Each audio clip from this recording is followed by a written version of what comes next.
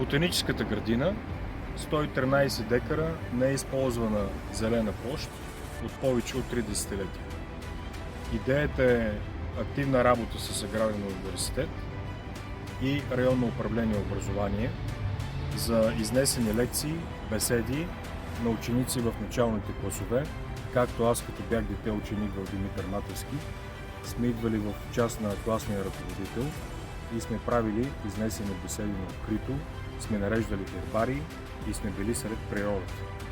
Не е логично да стои неизползвана, единственото, което е направено е само ограда и стои неизползвана повече от 100 декара зелена площ в район Тракия. Гласувайте с номер 46 за кмет на район Тракия и за Общински съвет.